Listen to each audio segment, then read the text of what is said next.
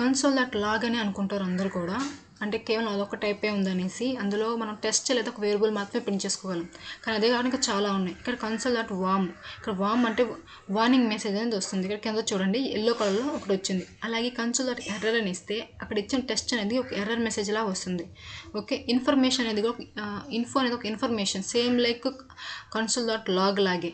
ఇక్కడ మనం టేబుల్ లాగా తీసుకోవచ్చు. ఇక్కడ అవుట్పుట్ చూడండి ఒక టేబుల్ లాగా మనకి వచ్చింది. ఇక్కడ మనం అరే లేదంటే ఒక ఆబ్జెక్ట్ ఇస్తే మనం కన్సోల్ టేబుల్ అని ఇస్తే అదంతా ఒక టేబుల్ ఫార్మాట్లోకి వస్తుంది. ఓకే, ఇక్కడ డిర్ అంటే ఇచ్చిన ఆ ఒక డేటాకి సంబంధించిన ఫుల్ డీటెయిల్స్ అనేవి వస్తాయి ఇక్కడ మనకి. ఓకే, ఈ యొక్క ఆబ్జెక్ట్లో. ఓకే, ఇక్కడ అసెట్ అంటే ఇచ్చిన కండిషన్ అనేది ట్రూ అయితే, ఒకవేళ ఇచ్చిన కండిషన్ ఫాల్స్ అయితే ఆ ఫాల్స్ కండిషన్ అనేది ఇక్కడైతే ఏమైతే టెస్ట్ ఇస్తామో అది వచ్చి మనకి ఒక ఎర్రర్ మెసేజ్ లా వస్తుంది. సో కండిషన్ ఈజ్ ఫెయిల్డ్ అనేసి. ట్రూ అయితే ఏం చూపించదు. ఓకే, ఇక్కడ టైం అనేది ఇక్కడ టైం ఎండ్ అంటే ఈ రెండింటి మధ్యలో ఒక లూప్ అని జరుగుతుంది. సో ఇక్కడ నుంచి ఇక్కడికి రావడానికి ఎంత సమయం పట్టింది, ఇక్కడ చూడండి 3 seconds అని పడింది. ఓకే, ఇక్కడ గ్రూప్ ఎండ్, ఇక్కడ మిడిల్లో రాసిన ప్రతిదీ కూడా ఒక గ్రూప్ అయిపోతుంది.